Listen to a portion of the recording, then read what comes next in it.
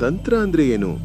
ಈ ಒಂದು ಪದ ಕೇಳಿದ ತಕ್ಷಣ ನಮ್ಮ ಮನಸ್ಸಿಗೆ ಭಯ, ರಹಸ್ಯ, ಕಪ್ಪು ಮಾಯೆ, ಬಲಿ, ದುಷ್ಟಶಕ್ತಿ ಅನ್ನೋ ಚಿತ್ರಗಳು ಯಾಕೆ ಬರ್ತವೆ?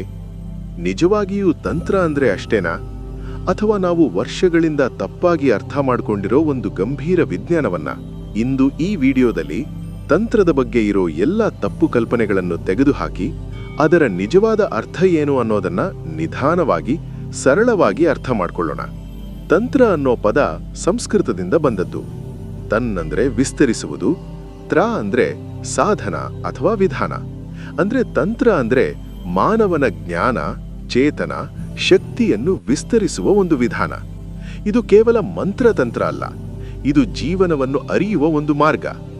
ದೇಹ, ಮನಸ್ಸು, ಶಕ್ತಿ ಮತ್ತು ಆತ್ಮ ಈ ನಾಲ್ಕನ್ನು ಒಟ್ಟಿಗೆ ಸೇರಿಸಿ ಕೆಲಸ ಮಾಡೋ ವಿಜ್ಞಾನವೇ ತಂತ್ರ. ಆದರೆ ದುರದೃಷ್ಟವಶಾತ್ ಕಾಲಕ್ರಮೇಣ ತಂತ್ರ ಅನ್ನೋ ಪದವನ್ನು ಕೇವಲ ಭಯ ಹುಟ್ಟಿಸುವ ವಿಷಯವಾಗಿ ತೋರಿಸಲಾಯಿತು. ನಿಜವಾಗಿ ಹೇಳಬೇಕಂದ್ರೆ ತಂತ್ರ ಒಳ್ಳೆಯದೂ ಅಲ್ಲ, ಕೆಟ್ಟದೂ ಅಲ್ಲ. ಅದು ಬಳಸುವ ವ್ಯಕ್ತಿಯ ಉದ್ದೇಶದ ಮೇಲೆ ಅವಲಂಬಿತ. ಒಂದು ಚಾಕು ಅಡುಗೆಗೆ ಉಪಯೋಗವಾಗುತ್ತೆ, ಅದೇ ಚಾಕು ಯಾರನ್ನಾದರೂ ಗಾಯಗೊಳಿಸಲು ಉಪಯೋಗವಾಗಬಹುದು. ಹಾಗೆ ತಂತ್ರ ಕೂಡ. ಯಾರಾದರೂ ಸ್ವಾರ್ಥ, ಲೋಭ, ಅಧಿಕಾರಕ್ಕಾಗಿ ತಂತ್ರವನ್ನು ಬಳಸಿದ್ರೆ ಅದು ಭಯಾನಕವಾಗಬಹುದು. ಆದರೆ ಆತ್ಮಶುದ್ಧಿ, ಜ್ಞಾನ, ಮೋಕ್ಷಕ್ಕಾಗಿ ಬಳಸಿದ್ರೆ ಅದು ಅತ್ಯಂತ ಪವಿತ್ರವಾದ ಸಾಧನೆ. ತಂತ್ರ, ಮಂತ್ರ ಮತ್ತು ಯೋಗ ಈ ಮೂರು ಪದಗಳನ್ನು ನಾವು ಸಾಮಾನ್ಯವಾಗಿ ಗೊಂದಲ ಮಾಡಿಕೊಳ್ತೇವೆ. ಮಂತ್ರ ಅಂದ್ರೆ ಶಬ್ದದ ಶಕ್ತಿ. ಸರಿಯಾದ ಉಚ್ಚಾರಣೆ, ಸರಿಯಾದ ಭಾವನೆಯಿಂದ ಮಂತ್ರ ಜಪ ಮಾಡಿದ್ರೆ ಅದು ಮನಸ್ಸಿನ ಮೇಲೆ ಪರಿಣಾಮ ಬೀರುತ್ತದೆ. ಯೋಗ ಅಂದ್ರೆ ದೇಹ ಮತ್ತು ಮನಸ್ಸನ್ನು ನಿಯಂತ್ರಿಸುವ ಮಾರ್ಗ. ಆದರೆ ತಂತ್ರ ಅಂದ್ರೆ ಶಕ್ತಿಯನ್ನು ಜಾಗೃತಿಗೊಳಿಸುವ ಮಾರ್ಗ. ಕುಂಡಲಿನಿ ಶಕ್ತಿ, ಚಕ್ರಗಳು, ನಾಡಿಗಳು ಇವೆಲ್ಲವೂ ತಂತ್ರದ ಭಾಗವೇ.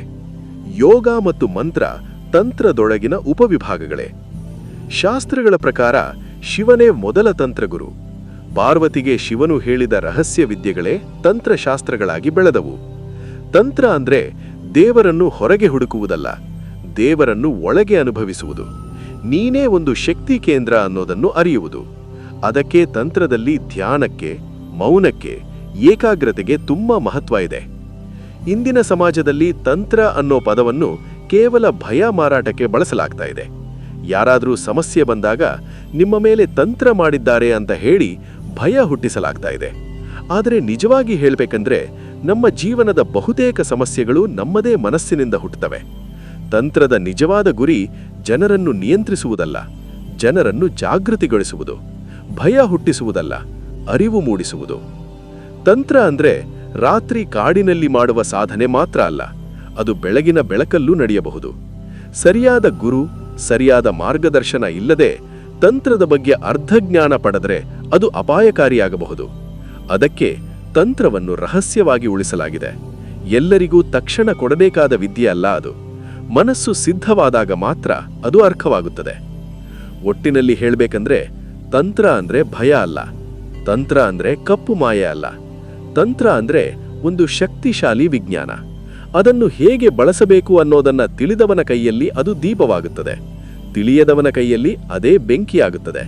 ಆದ್ದರಿಂದ ತಂತ್ರವನ್ನು ತಿರಸ್ಕರಿಸುವ ಮೊದಲು ಅದನ್ನು ಅರ್ಥ ಮಾಡಿಕೊಳ್ಳಬೇಕು, ಭಯ ಪಡುವ ಮೊದಲು ತಿಳಿದುಕೊಳ್ಳಬೇಕು.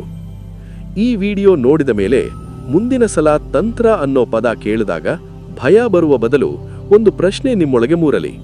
ನಾನು ನನ್ನೊಳಗಿನ ಶಕ್ತಿಯನ್ನು ಎಷ್ಟು ಅರಿತಿದ್ದೇನೆ? ಅಷ್ಟೇ. ಜ್ಞಾನವೇ ನಿಜವಾದ ಶಕ್ತಿ.